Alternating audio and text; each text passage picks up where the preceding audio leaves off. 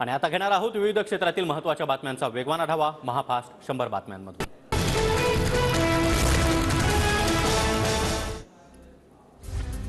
राज्यसभेच्या निवडणुकीसाठी आज दुपारी 4 वाजेपर्यंत 3 नावं सुचवा। शरद पवारांना निवडणूक आयोगाचे आदेश, अन्यथा राज्यसभा निवडणुकीमध्ये अपक्ष मानलं जाणार, आयोगाकडून स्पष्ट।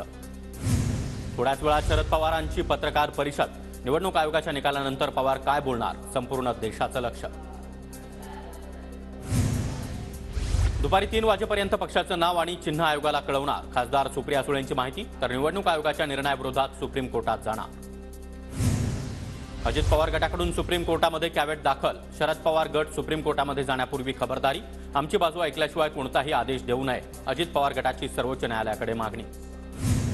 अजित पवार गटाची आज दिल्लीमध्ये महत्त्वाची बैठक। प्रफुल्ल पटेल यांच्या उपस्थितीमध्ये बैठकीचं आयोजन। संध्याकाळी 4 वाजता राष्ट्रवादी काँग्रेसच्या कार्यालयात बैठक होणार।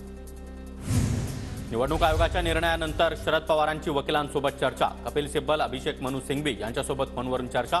आज शरद पवार गट सुप्रीम कोर्टाचे दरवाजे ठोठावणार। शरद पवारांच्या राजकीय हत्येचा कट रचला जातोय। शरद पवार गटाचे नेते जितेंद्र आव्हाड यांचा गंभीर आरोप। शरद पवारांना यातना देणं अजित पवारांना शोभत नाही, आव्हाड यांची टीका। जखमी वाघ अधिक घातक असतो, फुटीर गट आणि भाजपनं जाणलं पाहिजे। शरद पवारांसारखा बाप माणूस आमच्यासोबत, तर आमचा पक्ष आणि चिन्ह देखील शरद पवारच, रोहित पवार यांची प्रतिक्रिया।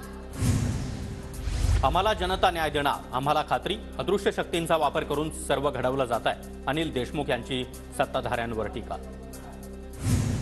भ्रष्टाचार करा, पक्ष फोडा, हीच मोदी गॅरंटी। मोदी राष्ट्रवादीला करप्ट पार्टी म्हणायचे, मग मोदींनी करप्ट पार्टी आता अजित पवारांना कशी दिली आहे? शरद पवारांचा मोदींवर हल्लाबोल। हिम्मत असेल तर पक्ष चोरण्यापेक्षा स्वतःचा पक्ष स्थापन करा, संजय राऊतांची शिंदे आणि अजित पवारांवर टीका। शरद पवार गटाचे बॉर्डरवर असलेले आमदार, खासदार आणि पदाधिकारी आता अजितदादांकडे येतील, मंत्री धर्मराव बाबा आत्राम यांचा मोठा दावा। मुंबईतील राष्ट्रवादीच्या कार्यालयाबाहेर शरद पवार गटाकडून घोषणाबाजी। शरद पवारांच्या समर्थनात कार्यकर्त्यांची जोरदार घोषणाबाजी।